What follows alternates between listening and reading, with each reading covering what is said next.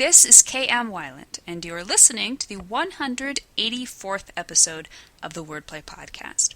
Probably the time when I'm most thankful to be a writer is when I'm chock full to the brim with someone else's story. When you watch a good movie or read a book that sweeps you away into that rarefied atmosphere of a story high, you get the feeling like life is too big to hold inside your body, and that if you don't do something with it, it'll burst right out of your skin. Of course, as a writer, that something is always writing. This is yet another reason why authors must read voraciously, as well as exploring other art forms. Stories feed off one another. Your stories inspire me, mine inspire you, and we inspire others. It's a marvelous full circle. Signs you've chosen the wrong protagonist. The latest post in the video series on my blog discusses the qualifications of a protagonist and what to do when minor characters try to take over.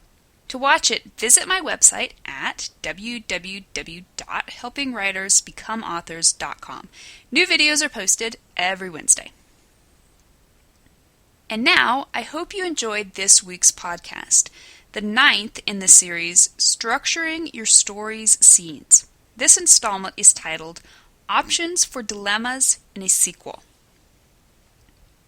If the first part of your sequel, the reaction, appeals to your reader's emotions, the second part is all about the intellect. Once your character's first blush emotional response to the previous scene's disaster has passed, he will have to get down to the all-important business of thinking about what he's going to do next. The previous disaster has left him in quite a pickle. It was a catastrophic declaration. The dilemma, in response, presents a question. What do I do now? Arguably, no other component within the scene sequel structure is more important for establishing realism and fending off suspension of disbelief. When you show your protagonist's intellectual response and his thought pattern as he considers many and rejects most solutions, what you're really doing is convincing readers your protagonist is a thinking human being, and more importantly, that your plot is based upon a pattern of logic instead of arbitrary events. Your dilemma may take up anywhere from half a sentence to several chapters in your story. Whatever its length, this is an opportunity to really let your readers sweat it out with your character. They'll be able to see the mess he's in, and as he sorts through options, they'll also realize he doesn't have many good escape routes. Handled skillfully, a good dilemma can heighten tension, make characters more sympathetic, and most importantly, keep readers turning those pages. The dilemma is composed of 3, that magic number once again, different phases. Phase 1, Review. The protagonist will look back on the disaster and consider the missteps that allowed it to happen. This phase is often intertwined with the previous reaction section of the sequel.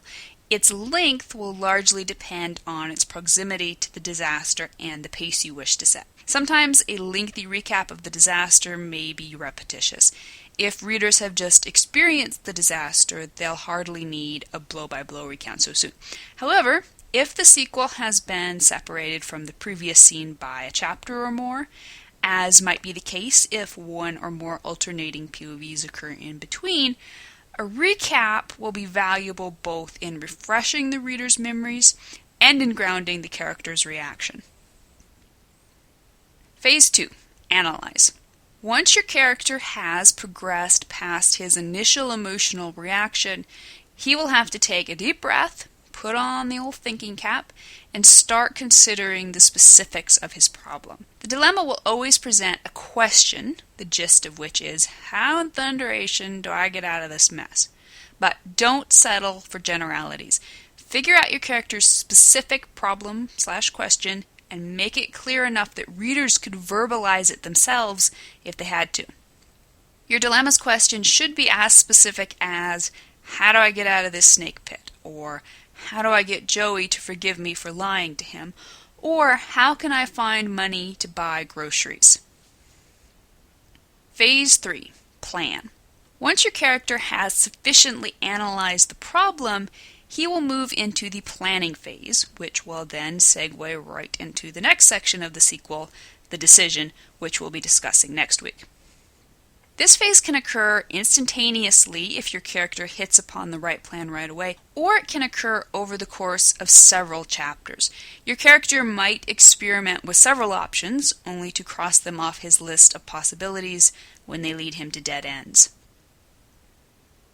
The dilemma section is usually very straightforward. There are only a handful of variations on how it can play out, although the dilemma itself can manifest in countless different ways. Your dilemma will be presented either implicitly or explicitly. 1. Implicit. Sometimes readers will understand the dilemma well enough that it won't have to be spelled out. Instead, to keep the pace fast, the character will move directly from reaction to decision. 2. Explicit. More often, you will want to take the time to flesh out the dilemma. This might require only a sentence or two, or you may dramatize it at length using one of two approaches. 1. Summary. More often than not, a solid round of internal narrative will be enough to allow the character to consider his options and explain them to readers. 2. Dramatization. Some dilemmas will call for a more detailed examination. Your character may need to act out the dilemma over an extended period of time, either by talking to other characters or experimenting with solutions. Instead of playing out the options in his head and rejecting those that will not work, he can instead act out the options. He will run into a series of dead ends until the appropriate, and possibly only, course of action presents itself. Don't let your dilemma pass without asking yourself these questions. 1. Is the dilemma directly influenced by the disaster at the end of the previous scene? 2. Can the dilemma be stated in specific language instead of just a general, "What should I do now?" 3. Is the dilemma clear to readers either through explicit examples or through the context? 4. Does the amount of time you spend on the dilemma match its importance within the plot? And 5. If you've chosen to include a lengthy review section, does it avoid repetition? As always, let's take a peek at how sequel dilemmas manifest in successful books and movies. Pride and Prejudice by Jane Austen. In Chapter 2, after the Bennet women have finished reacting to the news that Mr. Bennet has called upon the eligible Mr. Bingley, the sequel immediately segues into their, rather pleasurable, dilemma of how to capitalize upon the situation. Specifically, they need to figure out how soon can they ask Mr. Bingley to dinner. The dilemma section is very brief, taking up only a sentence at the end of the chapter. It's a Wonderful Life, directed by Frank Capra. After Clarence has revealed his mission to George, only to have George brush him off, his dilemma is how to convince George his life is worth living.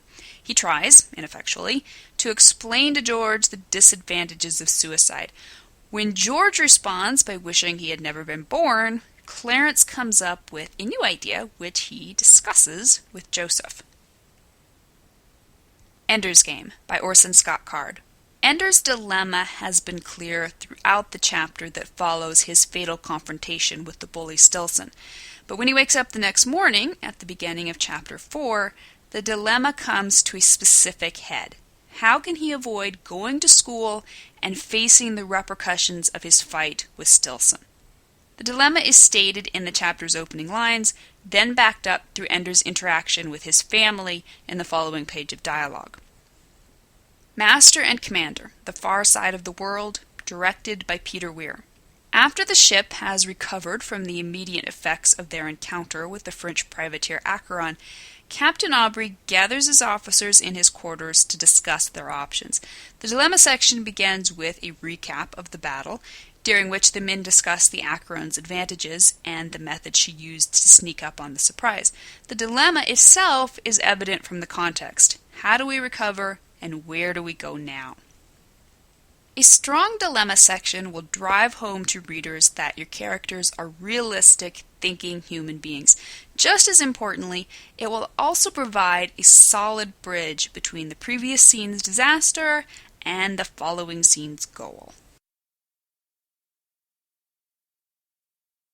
Thank you for listening to the Wordplay Podcast. To read a transcript of this episode, you can visit my website at helpingwritersbecomeauthors.com. And be sure to check back again next week.